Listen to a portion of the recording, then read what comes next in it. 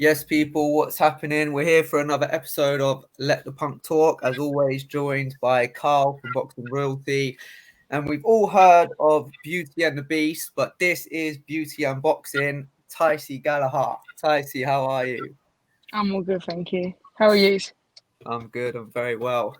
Good. So, Tysie, you're our first female guest on the podcast, and we have loads of questions for you. So, I want to know how this journey into boxing all started for you. So give us an insight on how this all come about. So when I was like 11, so I'm 23 now, but when I was 11, about 10 or 11, I was into sports and very sporty anyway. And then my mum took me to the local boxing in the community centre, the boxing club, and from the first day I went there, I just fell in love with it. And yeah, like it was random because it wasn't like I wanted to go boxing or I had interest in boxing. I just went just to see because I tried out loads of sports, and when I was there, I just fell in love with it, and ever since I just stuck it out, and yeah, rest is history. Fair enough. So is that where you had your amateur boxing career, or did you go on to another club? Yeah, so that's where I started just training. I wanted to start fighting, but they didn't really like the idea of women fighting in that club at the time. Um, so and then I had to like go around to a few different clubs in Luton to find a club that would like accept me, and so yeah, and then I started the academy Luton, and then that's when I started competing. Okay, so yeah, it's Yeah. interesting you say that because obviously back when you started, obviously women's boxing wasn't as big as it is now, and I remember when I was boxing, there was a lot of trainers that weren't really like keen on the idea of female boxers fighting and stuff.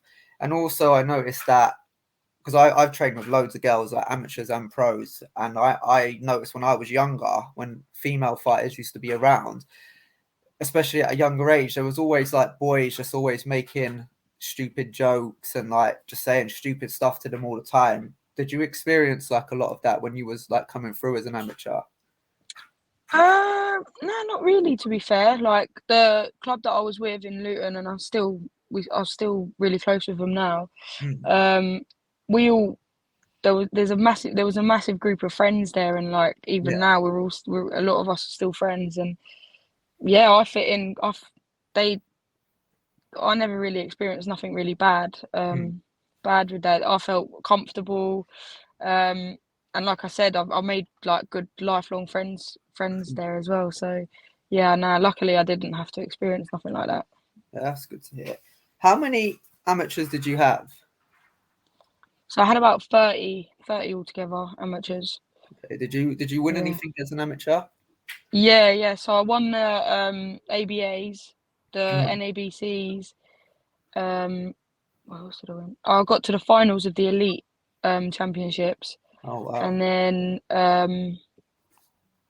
yeah, like I boxed like in tournaments, like in Slovakia, Ireland, and Mm. done some tournaments like abroad and stuff like that.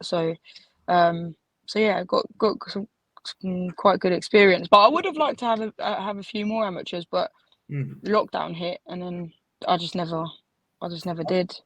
Yeah, so you had a very successful amateur career. So So moving on from the amateur game, so you was just said about like lockdown and stuff. Did the thought in your head come that you was like, yeah, I'd like to go pro now, and like talk us through it, how you got in like the transition to amateur to the pro game. So when I was 19, I had a baby, and like Mm, unexpectedly, and well, not unexpectedly, but it wasn't planned, and mm, um, and then everyone was telling me, oh, I'm not going to go back into boxing. Like that's it now. I'm going to be in this big baby bubble and mm, whatnot. And like the type of person I am, I had to prove people wrong. Like yeah, I am going back to boxing, sort of thing. And I rushed myself straight back into the amateurs.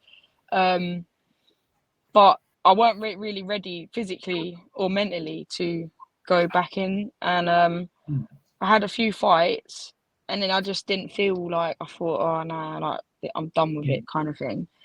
And then obviously lockdown hit, and I wasn't even thinking about boxing or anything. And then about 6 months into lockdown, I was like, nah, I need to do something. I need to get back to it. I don't know. I just started getting that like hunger back again a little bit with it. But obviously, all the gyms and stuff were shut. The only gyms that were open was pro gyms, and my friend Frankie Story, he was training down at the Pug with Tony, and I knew a few other people there as well. So I thought I didn't even think about turning pro. I just thought about coming down the gym and just getting back in the mix, just hitting the bags, just getting fit again. And then I finally like plucked up the courage to go down and meet Tony and just do some training. And then from then, I literally the first day, after the first session, I was like this. I want to get back to it, and I wanted to turn pro. Being around like the pros and that, I was like, it was all new to me, and but yeah, I just knew it was something that I wanted to do. Oh, nice, man. So obviously, you kind of answered like the next question I was going to say, but we spoke about it a little bit on Insta. Like one thing that I always admire about women athletes is the fact that they have to juggle their careers around basically wanting a family. So like a lot of the time, women boxers will be at the peak of their career, but they might have to step away because they want to start a family. And sometimes it can accidentally happen and they might have to take a long hiatus away from it. Is that something you ever considered, like before you was turning pro? Like, well, I mean, I know you've already got a kid, but you like another one, like in the future, like I want to have a kid at this time, I want to be away from boxing at this time, or so on and so forth. Is that ever something that ever crosses your mind? Yeah, it crosses my mind, and like it comes up in conversations quite a lot because obviously, like I do want more children, and I do want like to have a bigger family and stuff. So, and but when you try and add it up, when is that going to fit in around the career and what I'm doing? It's like, when is it going to happen? But so yeah, it does come up. It does come up quite a lot, and it's hard because I've got to then give up 9 months, and then the extra time to recover and with a newborn and stuff. So it's like you're going to give up about a year to a year and a half, just if you want to have a baby. So yeah, it's hard, but I've always said when I win a world title, I'll treat myself to another baby. Yeah, why not? That's good present. So don't know if it's a treat though. Don't know if it's a treat, but yeah. So did you so talking about Tony, did you sign with Tony as a manager as well? Yeah, so I did both trainer and manager. Yeah. Why did you think obviously I absolutely love Tony to bits. I think he's one of the nicest men in the world, so I can see why you signed with him. But did you ever get any, like, because you had quite a successful amateur career, did you ever get anyone else come into you, like a bigger promoter or anything?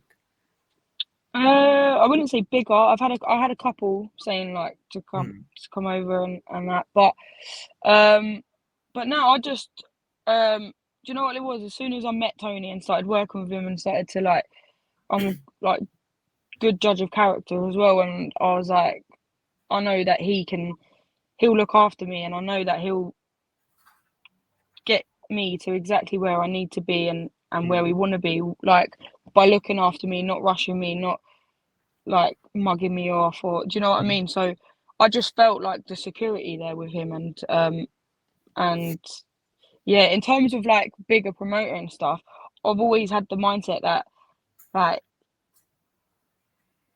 sooner or later, like the cream always rises to the top. So like I will, like me and Tony will just keep chipping away, and then keep winning fights, having bigger and better fights, and then a big opportunity will come. So that and I know that will happen. It will happen sooner or later.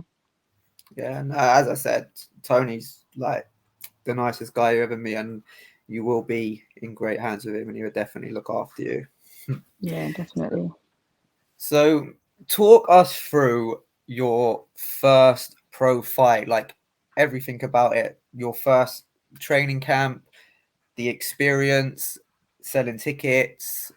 Just talk us through everything. Yeah, it was just it was a mad time. Like it's unreal. I'll never forget my debut. But so the first training camp, it was stick we kind of stick to a plan, like the same sort of plan, training like routine. But obviously with when I was fighting, it was like what the main thing that changed was the sparring and stuff like that, more sparring and stuff like that. But other than that, everything pretty much stayed the same. So I didn't really have to switch much up. But yeah, like even the making weight was different because obviously I've started working with a nutritionist, never worked with a nutritionist before, and it just made things so much easier for me, and it was like it felt professional, if you know what I mean.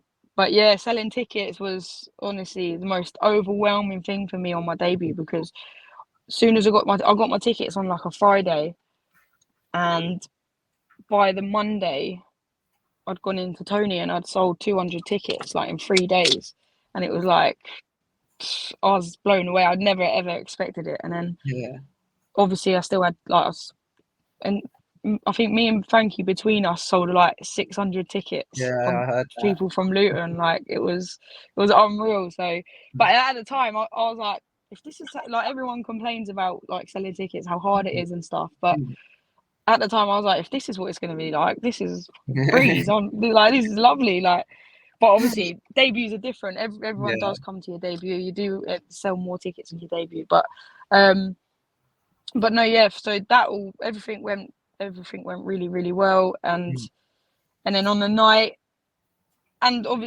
another thing with Tony, like he he kept like like making sure like just to enjoy and like live in the moment of it, and like reminded me like I'm never gonna get this day again. I'm never like and stuff, and just enjoy it and take it all in and stuff. And that's exactly what I did. Yeah.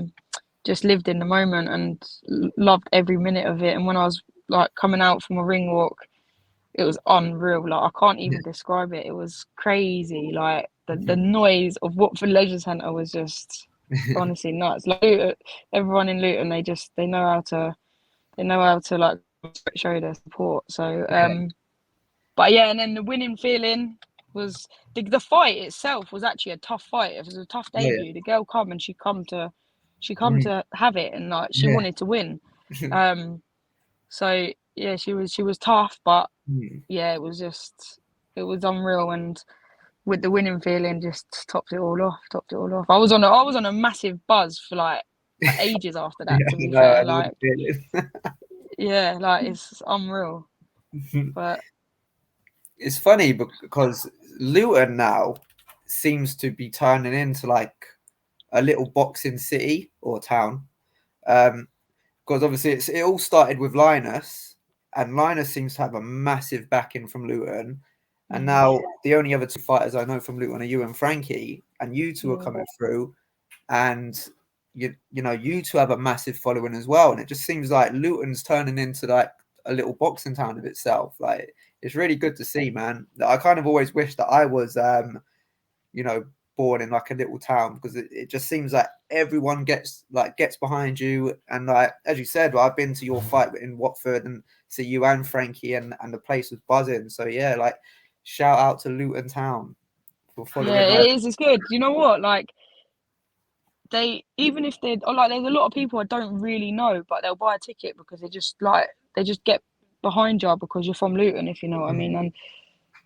And the thing is with everyone in Luton, they like a drink and they like you know going out like a party. So any excuse to come along, they're there. So but no, yeah, it's crazy because when I am selling tickets as well, like I'll get some random people buying tickets off me, and I'm like, tickets, it's a lot of money, and like it's I hate having to take money off of people for yeah, you know what I mean, like so yeah, when I've got people that I don't really know or like, and a lot of people now follow it, come into every fight, and now they're like loyal supporters. That's when like it hit me, and I was like, this it's unreal. Like I'm proper grateful for it all. Yeah, man. Again, shout out to Luton. So one thing that's quite interesting is you went straight into a six rounder. You didn't do any four rounders. Why was that?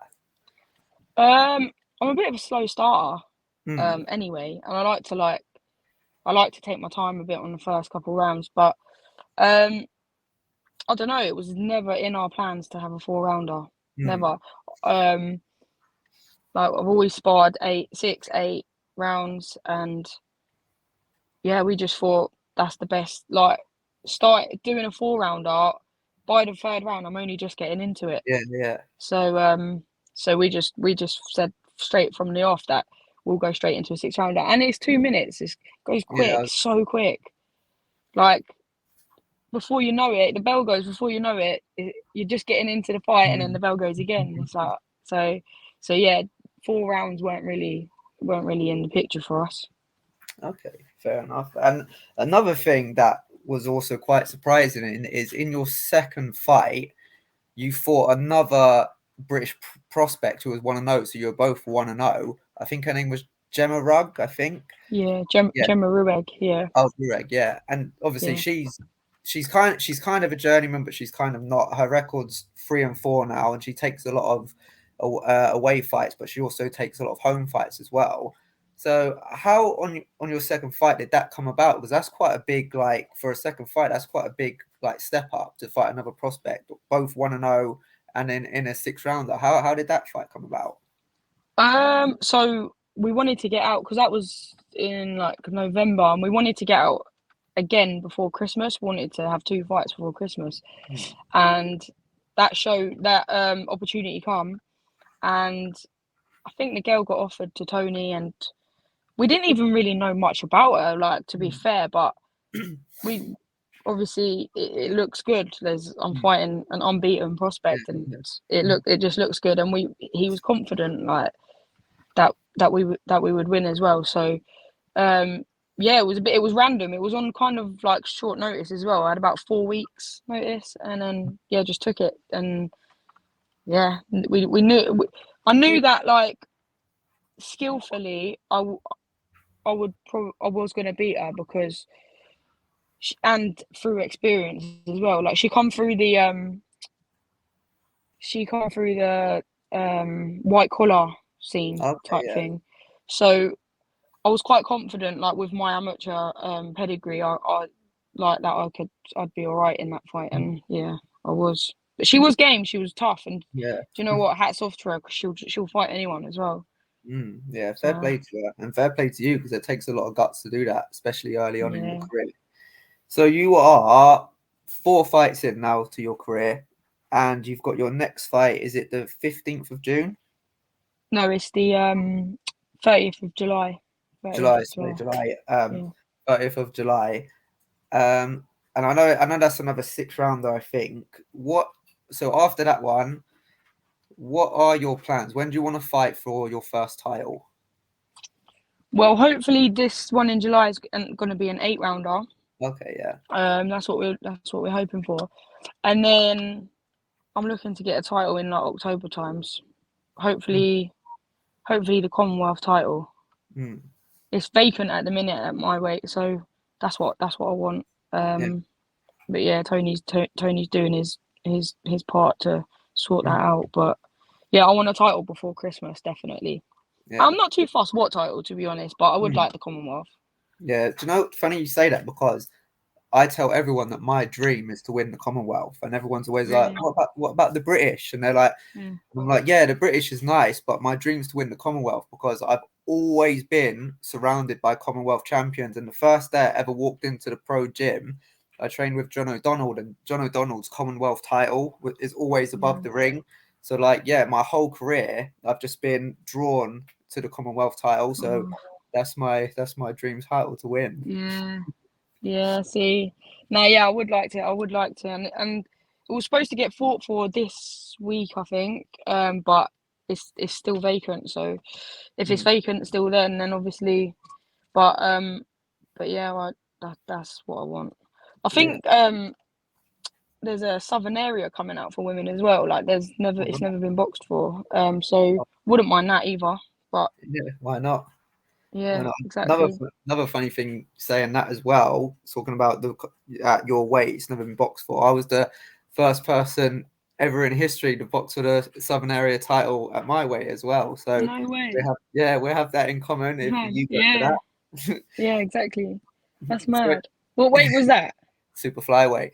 Super flyweight, yeah. And still to this day, I'm the second person to ever box for it, and I'm going to be the third person to ever box for it. But I want to Oh my be god. obviously the second person to win it. So like I always Yeah. tell people in a kind of a bit of a big-headed way, like I've invented that title. You know, I've made that title what it is at my weight class, and I'm sure you'll do the same. If you fight for it, you'll invent the title for your weight class, and Yeah, people exactly. look That's back it. in years to Making come. history.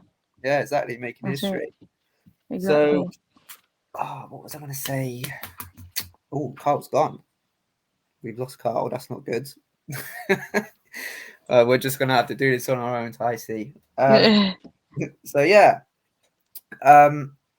one thing that I admire about you is I remember the first time we ever sparred, and it wasn't your boxing ability that shocked me because I already knew that you was talented, and Kieran used to tell me all the time. He had seen more of you than I had, and he would always be Yeah. like, you know, when we was gonna spar, he'd be like, mate, don't take it easy on her because if you do, she'll make you look silly.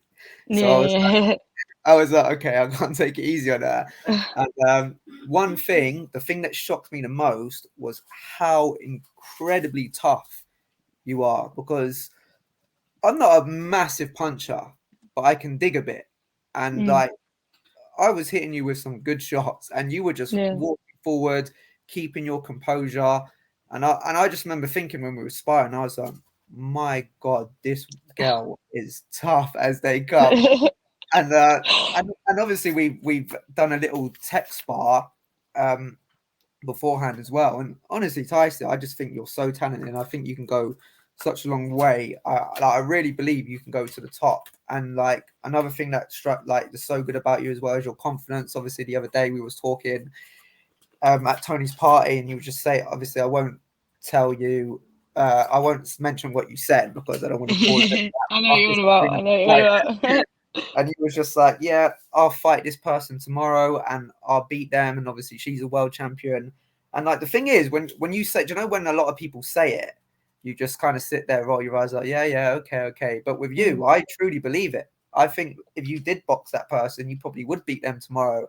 And I just think you're so talented, so game, so tough. So yeah, I just want to Yeah, just thank shout, you. yes.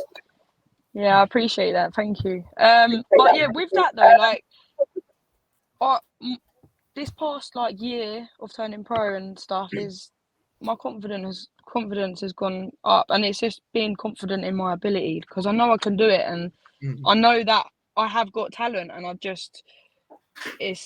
I'm now starting to only realize it kind of thing. mm, Like so, but yeah, it's but yeah, and with fighting and stuff, like I would literally fight. And I know every boxer says it, but I would mm, fight anyone. Like, but when the opportunity, and that's why I need Tony because he actually protects me from making yeah. stupid decisions and stuff. Um, but yeah, when all these big opportunities come, I know I'm ready to. Oh well, I will be ready to take them, and um, that's why I do boxing as well. It's not just to box because I wouldn't put all this hard work, Mm, sacrifice, dedication in if I was just doing it just to take part. Like I genuinely want to fight the best people. I want to be in the big hard fights, and I want to be recognized for being a good boxer, and like not just because she's a girl, like she's good for a girl. Like if you know what I mean, that's what one thing I want to be mm, recognized for is because I can box, and slowly I'm showing people that slowly, but well, mm. not really slowly. I've had like four Yeah. fights in the past like 6 months, so Oh wow. um, so yeah, just I just wanna. I'm in no rush as well. Like with it Yeah. all, a lot of people think like you got to get straight to the big stage, straight on the Mm, main, like on TV, and get signed by the big promoter straight away. But I'm quite happy just doing what I'm doing right now, getting my experience, gaining my experience in the small hall shows, going through the hard graft, selling the tickets, you know, on ticket deals for now, because I've got every confidence that it's gonna be worth it in the end, and I'm going through the shit show now to go to like the sweeter it will be at the top, and like the harder it is now, and I've got confidence that that's exactly what's going to happen, you know. So yeah, no, I've got as I said, I've got confidence that you'll do it as well, and I wish you all the best. And I believe you're one of. As I was speaking to you the other day about Reza Ali, and I was like, I just believe he'll go to the top. I'm around him. I see it. I just see something in him. You know, there's only 3 people I've ever seen something in, and that was it. One was him. One was, I don't want to mention his name, but the guy I told you about when we was talking, oh and yeah, the, yeah, and the other one's you. Like I see it, and I believe it, and I've been in there with you, and I just know there's something there, and I just know that you'll get to the top. yeah. Thank you, thank you. I really appreciate it. I do, Anytime, because but it's hard. It's the boxing's it's bloody hard. So like it is. sometimes you do. It is nice to hear like people saying like the good things about you, because sometimes you do not doubt yourself, but you do have them Mm, like them moments. But no, yes, thank you. that's all right. So talk to us, because you was telling my girlfriend about it the other day, and obviously it was quite funny. Talk to us like what you go through with camp, and you know, like your family being involved in camp and all that. Camp gets intense. Camp gets intense. Well, I'm all right for like the first 4 weeks, and then Mm, it starts getting tough. Like the weight cut starts getting tough. The just training, just like my schedule is so flat out. Like in the morning, I'll run at like 6 in the morning before my boyfriend goes to work. Then I'll take my little girl to school, and then I go to work. Then I go boxing, and I go strength and conditioning. And like it's just mayhem. Like so, mm, keeping up with it whilst cutting weight just gets tough. But mm, what I find works for me is like the week of my fight, like the last 3-4 days of camp. Like my little girl and my boyfriend, they go off and stay at his mm, family's house, because just to give me my headspace, and it helps me get in the zone, and that's what I need. I need to mentally prepare myself like yeah, yeah. I'm mentally preparing myself like weeks and weeks before, but Mm, properly to get proper, like they go off and give me my mm, space and stuff, because I need it, like I need it. But yeah, that's everyone's different, but that's mm, what works for me. And but yeah, it's hard because I just literally sit on my own and like yeah. just get myself Mhm. ready, like mentally get myself ready. But yeah, and then obviously on fight day as well, I don't really like to talk to anyone. Like it's weird. Yeah. Like not that I Mm, don't like to talk to anyone, mm, but like yeah, I keep it very minimal, and mm. I like to be on my own. And then yeah, that's just how I prepare myself. But Yeah, nice one. So yeah, that's all from me. So I'll hand you over to Carl now, because I'm sure he's got some questions for you. thank you. Cheers. I think I think he's gone again. So maybe I won't be Oh. handing you over to him. Yeah, I think he's Yeah, he's yeah, froze there. gone. All right, well, Carl's gone, Tysie. So I guess Yeah. we're just wrap it up there. So yeah, No, yeah, that's all thank right. thank you for joining us. It's been an absolute pleasure. And everyone else, we'll see you next week for an episode of Let the Punk Talk. Peace. Thanks. Cheers for having me on. Let's see ya. Don't leave it. I meant to stop. Oh, stop cam. Oh wait. All right, Tyson. Yeah, just Should I Tyson. leave? Yeah, you can just leave. All I'll right. stay here and we'll just cut it. All right then. Cool. All See you right, sweet. later. Thanks for coming. Bye. Bye. Bye. Good. This is awkward. Hi, guys.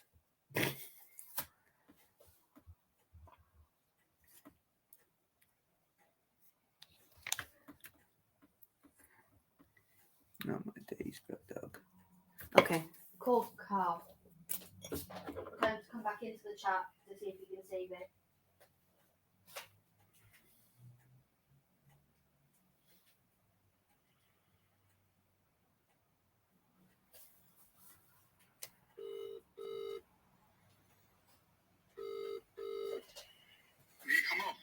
No, I'm still here.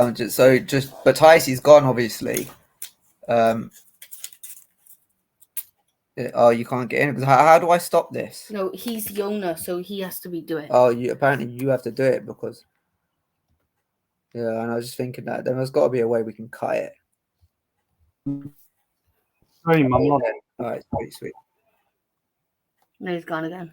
Oh my god, he's gone again. Yeah, just leave it. Just leave it running. I'm gonna stop the cam. No. No, it's just like because then so it's not that then. I'll turn your mic off as well actually.